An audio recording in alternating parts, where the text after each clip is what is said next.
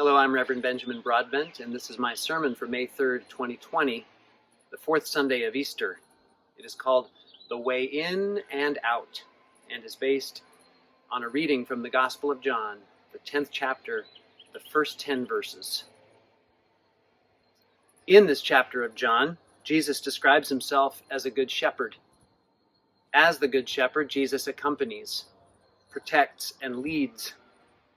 The symbol of the shepherd is familiar within the Hebrew Scriptures. Many of Israel's leaders tended flocks, including Moses and David. Psalm 23 proclaims, "The Lord is my shepherd." The prophets would often distinguish between good shepherds who cared for the people and bad shepherds who neglected them. In the 10th chapter of John, Jesus is in conversation with a group of religious leaders. They have just excluded from their community a man born blind who received sight. His transformation was a threat to them because they could not explain it, and because he ceased to be who they thought he was, a dependent beggar, and because he believed in Jesus. His healing happened outside the purview and authority of their religious community. In the Gospel of John, Jesus describes a new community characterized by something different: intimacy with God. In other words, this community is more about relationships than it is about rules. For the early Christian community, and for Christian communities today, there is one relationship that is prior to all others. It is this relationship to which the man born blind bore witness. It is a relationship with the Word made flesh, Jesus, the Son of Man, or more inclusively, the child of all humanity. Many people who have a hard time with the church in general, or with the Christian community, are drawn to Jesus anyway. Perhaps you've met somebody like this. Once, a person at a coffee shop, when learning that I was a minister, told me, "I love Jesus, but I would never, ever go to church." I heard another person in a new member class once say, "I'm not exactly sure why I'm here, or if church will have anything to do with my journey. But I woke up one day startled to realize, oh my God, I love Jesus. Now what am I going to do?" Jesus uses an allegory to address the religious leaders who have just cast out the man who was given the gift of new sight. He invites them to imagine a sheepfold, an enclosure for sheep in the midst of a pasture. In Jesus' day, these would have likely been made up of walls with piled stones, high enough to keep sheep from jumping out. At one part of the enclosure, there would have been an opening with a wooden gate. Stating the obvious, Jesus says that anyone not using that gate is a thief and a bandit. That is, the only reason you wouldn't go through the gate is if you were up to no good. The only reason you would go in through the gate is if you are the shepherd. And the shepherd only goes in to care for the sheep or to call them out. Meanwhile, Jesus strongly infers, these religious leaders who have prioritized regulations over relationships, power over prudence, control over compassion.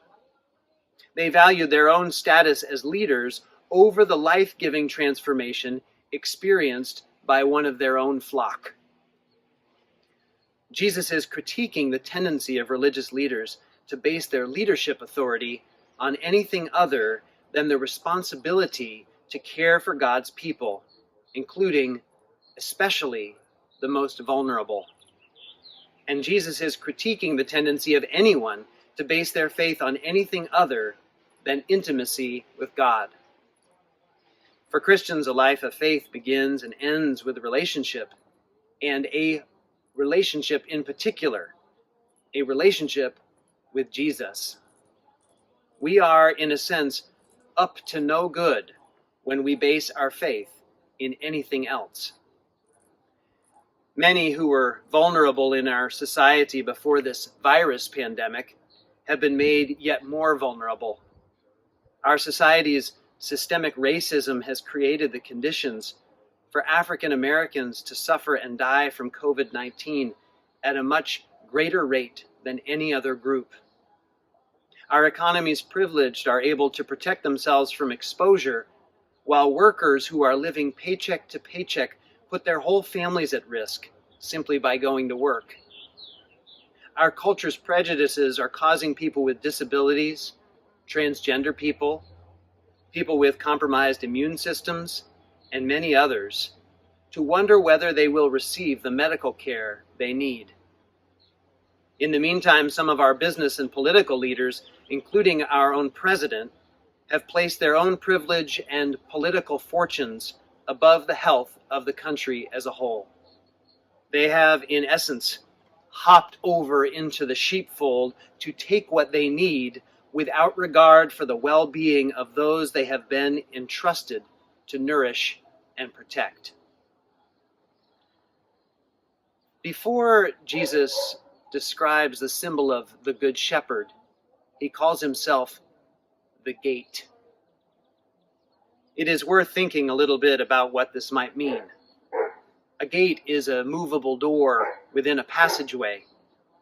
A gate is open to let in or to let out, and it is closed to keep in or to keep out. But Jesus describes himself specifically as the gate of a sheepfold. Imagine that it is dusk in the pasture. As night falls, the threat of getting lost or being harmed by a predator increases. The shepherd leads the sheep through the gate into the safety of the sheepfold. Then, as the sun begins to rise at dusk, at dawn, the shepherd calls the sheep to leave the fold through the gate so that they might go out and receive nourishment. As the way in and the way out of the relational community, Jesus is the gate, the means by which members of the Christian community are led to safety by night and nourishment by day. I've mentioned to you in past sermons the path that I walk most days along Piner Creek. This week I paid attention to the gates that lead from backyards out onto the path. For those homes with no gate, the only way to get to the path is to go out the front door and then to walk until you find the place where the path meets up with the street. But for those with a gate, there is immediate access to the path, to the beauty of the creek and its creatures. But it's important to be able to close the gate, if not lock it, especially at night. Unknown creatures and people might otherwise enter. The gate regulates access to the path by day and safety of home at night. A gate must be used wisely and judiciously. For example, as we emerge from our shelter in place, the opening of the gate should be done in a way that continues to care for the vulnerable. As we open up our lives and begin to co-abide with one another once again, we need to do it in a way that balances safety and nourishment. We need to follow the way of the Good Shepherd who cares for all of the sheep and reject the ways of thieves and bandits who put their own protected well-being above all else. The thief, Jesus says, comes only to steal and kill and destroy. But I came that they may have life and have it abundantly. That right there is the whole gospel summed up in a phrase: to have life and have it abundantly. But who is referred to as they in Jesus' statement? Isn't this one of those passages that seeks to exclude anyone who doesn't believe in Jesus or follow him as their shepherd or hear his voice? By no means. After all, isn't the whole point of describing himself as the gate and as the Good Shepherd to counter the exclusion of the man whose sight was restored? Furthermore, intimacy with God is not something that can be regulated or controlled, let alone judged from a distance. And we who are Christian have seen abundant life, haven't we? Present in the lives of those who do not share our faith.